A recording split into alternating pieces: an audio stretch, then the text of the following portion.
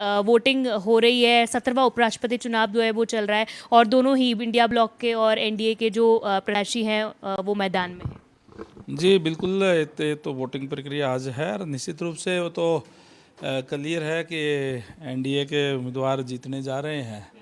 और मैं एडवांस में बधाई देना चाहूँगा उपराष्ट्रपति महोदय को कि उनके नेतृत्व के अंदर आगे जो है राज्यसभा और देश का उपराष्ट्रपति के पद के रूप में वो कार्य संभालने वाले हैं। बिल्कुल लेकिन कहीं ना कहीं इंडिया अभी वोटिंग चल रही है क्योंकि और इंडिया ब्लॉक जो है INDI वो कहीं ना कहीं वो भी उम्मीद लगाए बैठे हैं। कहीं ना कहीं क्रॉस वोटिंग के आसार जो है उनको नजर आ रहे हैं। उनके नेता इस तरह के बयान देते हुए नजर आ रहे हैं। ये क्रॉस वोटिंग वाला सिस्टम तो यूपीए में हो सकता है, एनडीए में नहीं होता है।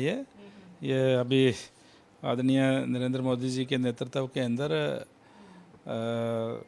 लगातार तीसरी बार भारतीय जनता पार्टी की सरकार, एनडीए की सरकार देश में भी है, हमारे प्रदेश के अंदर भी है। और इस तरीके का जो कोई बात वो कह रहे हैं तो अच्छी बात है, वो अपने ख्वाब पाड़े रखें। लेकिन ये तो क्लियर है कि एनडीए के उम्मीदवार जीतेंगे। महामहिम जी को मैं बहुत बहुत बधाई देता हूँ। लेकिन रणवीर जी एक और बात है जिसको लेकर विपक्ष जो है वो लगातार शोर मचा रहा है। वो है पूर्व उपराष्ट्रपति जगदीप धनखड़ जी का इस्तीफा। हालांकि उन्होंने अभी तक चुप्पी साध रखी है, कोई बयान नहीं दिया है और इस्तीफे में तो यही कहा था उन्होंने कि स्वास्थ्य पर वोटिंग हो रही है। 17वां उपराष्ट्रपति चुनाव जो है वो चल रहा है और दोनों ही इंडिया ब्लॉक के और एनडीए के जो प्रत्याशी हैं वो मैदान में हैं। जी बिल्कुल, ये तो वोटिंग प्रक्रिया आज है और निश्चित रूप से वो तो क्लियर है कि एनडीए के उम्मीदवार जीतने जा रहे हैं। और मैं एडवांस में बधाई देना चाहूँगा उपराष्ट्रपति महोदय को कि उनके नेतृत्व के अंदर आगे जो है राज्यसभा और देश का उपराष्ट्रपति के पद के रूप में वो कार्य संभालने वाले हैं। लेकिन कहीं ना कहीं इंडिया अभी वोटिंग चल रही है क्योंकि और इंडिया ब्लॉक जो है INDI वो कहीं ना कहीं वो भी उम्मीद लगाए बैठे हैं। कहीं ना कहीं क्रॉस वोटिंग के आसार जो है उनको नजर आ रहे हैं। उनके नेता इस तरह के बयान देते हुए नजर आ रहे हैं। ये क्रॉस वोटिंग वाला सिस्टम तो यूपीए में हो सकता है, एनडीए में नहीं होता है। ये अभी आदरणीय नरेंद्र मोदी जी के नेतृत्व के अंदर लगातार तीसरी बार भारतीय जनता पार्टी की सरकार, एनडीए की सरकार देश में भी है, हमारे प्रदेश के अंदर भी है। और इस तरीके का जो कोई बात वो कह रहे हैं तो अच्छी बात है, वो अपने ख्वाब पाड़े रखें। लेकिन ये तो क्लियर है कि एनडीए के उम्मीदवार जीतेंगे। महामहिम जी को मैं बहुत बहुत बधाई देता हूँ। लेकिन रणवीर जी एक और बात है जिसको लेकर विपक्ष जो है वो लगातार शोर मचा रहा है। वो है पूर्व उपराष्ट्रपति जगदीप धनखड़ जी का इस्तीफा। हालांकि उन्होंने अभी तक चुप्पी साध रखी है, कोई बयान नहीं दिया है और इस्तीफे में तो यही कहा था उन्होंने कि स्वास्थ्य कारणों की वजह से वो इस्तीफा दे रहे हैं। लेकिन विपक्ष कहीं ना कहीं इस मुद्दे को लेकर राजनीति कर रहा है। वो ये कह रहा है कि कहीं ना कहीं दबाव बनाया गया उन पर कि वो इस्तीफा दें। इस चीज़ को लेकर जो है लगातार बयानबाजी चल रही है। विपक्ष का तो काम है ये हर बात का विरोध करना, हर बात पे कोई टिप्पणी करना। जब माननीय धनखड़ साहब खुद बड़ा क्लियर कर चुके हैं कि हेल्थ इश्यूज को लेकर के उन्होंने स्वयं पद छोड़ने का काम किया, तो उसके बाद में सवाल करना और इस टाइप की बातें करना उसका कहाँ जगह रह जाती है। वो तो स्वयं पहले दिन से ही वो क्लियर कर चुके हैं कि मैं हेल्थ इश्यूज को लेकर के, और क्योंकि मैं ठीक तरीके से काम नहीं कर पा रहा इसलिए मैं ये पद छोड़ रहा हूँ। ये इस तरीके की बातें करना पता नहीं कहाँ कहाँ से किस टाइप से ये लाते हैं। और जिसका कोई सिर पैर ना हो इस टाइप की बातें करना हमेशा जो विपक्ष का और कांग्रेस पार्टी का एक उनका आदत में शुमार रहा है। सर सेवा का जो पखवाड़ा है उसको लेकर हरियाणा में तैयारियां लगातार चल रही हैं। आज बीजेपी की एक बड़ी जो बैठक है वो भी बुलाई गई है जिसमें खुद प्रभारी, मुख्यमंत्री, सभी मिनिस्टर्स और तमाम जो पूरी कार्यकारिणी है वो मौजूद रहने वाली है।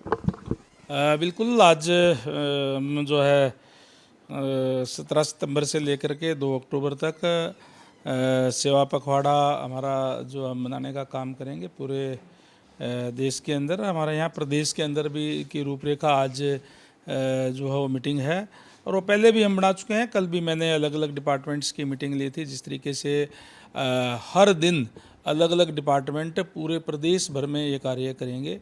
20 तारीख को, 20 सितंबर को हम इसी कड़ी के अंदर पूरे प्रदेश के अंदर 75 जगह पे जिस तरीके से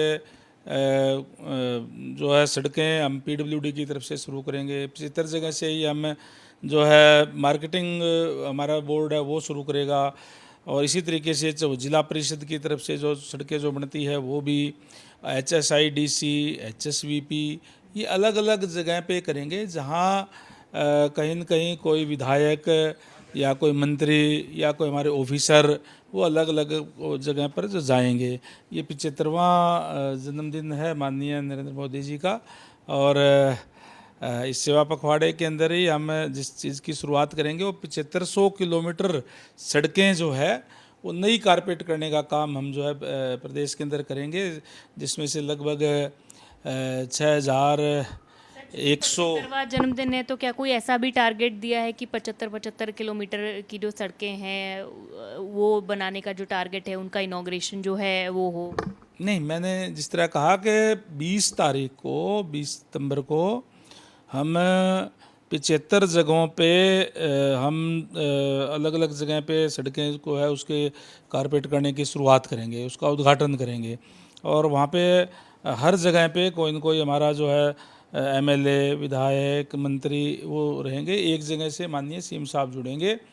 और जैसे मैंने कहा कि हम सारी मिला करके, चाहे PWD है, चाहे मार्केटिंग बोर्ड है, चाहे HSVP है, चाहे HSIDC है, और चाहे पंचायत विभाग है, जो सारी हमारी जो सड़कें हैं वो मिला करके 7500 किलोमीटर कारपेट करने का काम जो है हम इस साल में जो है वो करेंगे।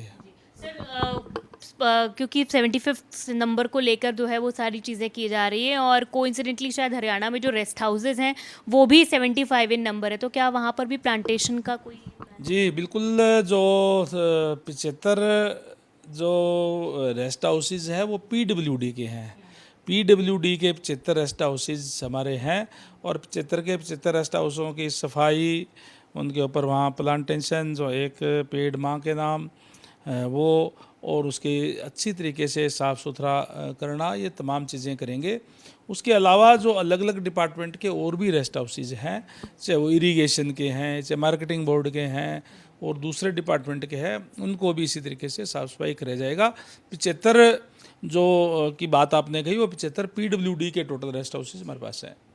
सर, आज प्रधानमंत्री नरेंद्र मोदी जो हैं वो हमारे पड़ोसी राज्य पंजाब में पहुंचेंगे और वहां पर जो प्राकृतिक आपदा आई है वहां पर लोगों से मिलेंगे और स्थितियों का जायज़ा लेंगे। इसको लेकर बिल्कुल, बहुत अच्छी बात है कि माननीय प्रधानमंत्री जी स्वयं आकर के और पंजाब के अंदर वहाँ के हालात का जायज़ा लेंगे। और क्योंकि पंजाब के अंदर पहले ही बाढ़ग्रस्त घोषित कर दिया गया है, बहुत ज़्यादा नुकसान वहाँ पे हुआ है, स्वयं प्रधानमंत्री जी पहुँच रहे हैं। ये बहुत अच्छी बात है कि समूह वो जा कर के जायज़ा भी लेंगे और आगे के दिशा निर्देश देंगे। सर, हरियाणा में रणदीप सुरजेवाला जी भी अलग अलग जगह जा रहे हैं जहां पर नुकसान हुआ है लोगों का, तो कल उन्होंने एक बात ये भी कही है कि प्रधानमंत्री पंजाब आ रहे हैं, पंजाब से शायद ज़्यादा मोह है, लेकिन हरियाणा में नहीं आ रहे हैं, और हरियाणा में भी कहीं ना कहीं उन्हें बाढ़ प्रभावित इलाकों का जायज़ा लेने के लिए, दौरा करने के लिए आना चाहिए। कांग्रेस के लोग तो एक जगह कहीं जा कर के प्रेस में अपना बयान देने का काम कर रहे हैं, लोगों से उनको कोई मतलब नहीं है। मैं आपको याद दिला दूं कि जब उनकी सरकार थी, जब वो सत्ता के अंदर थे, तो जो मुआवजे के नाम पे किसानों को 1-1, 1.5, 2-2 रुपये के चेक दे करके और उनके साथ एक तरीके से का मजाक किया जाता उनके समय के अंदर।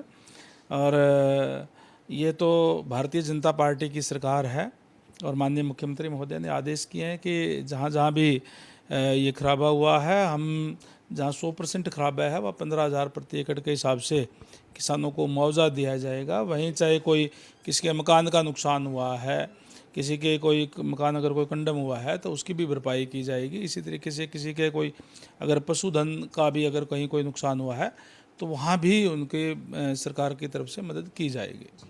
बहुत शुक्रिया बातचीत करने के लिए। कैबिनेट मिनिस्टर रणबीर गंगवा बातचीत कर रहे थे और उन्होंने जानकारी दी है कि उनके विभाग द्वारा सेवा पखवाड़ा के दौरान क्या कुछ कार्य किए जाने हैं। वहीं उन्होंने जो उपराष्ट्रपति चुनाव चल रहा है उसको लेकर पूर्व में ही एडवांस में ही जो एनडीए के उपराष्ट्रपति पद के उम्मीदवार हैं उन्हें शुभकामनाएं भी दी है।